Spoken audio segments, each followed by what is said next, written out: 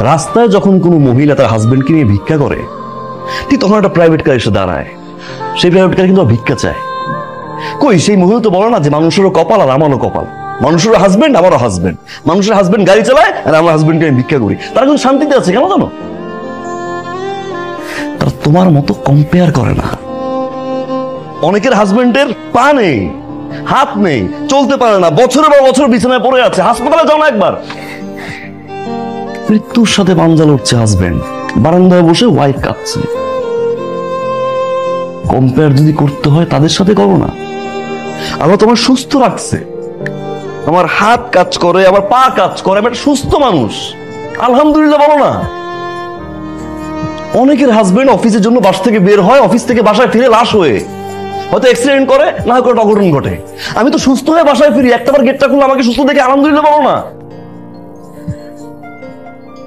আমার feeling share করতে পারি না, আমার কষ্টের কথা শেয়ার করতে পারি না, সারাদিন শুধু compare compare compare compare compare, I am done with this.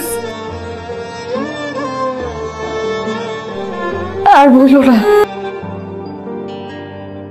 আর বলো না, আমি রিয়েলাইজ করতে পারছি, আর বললো না।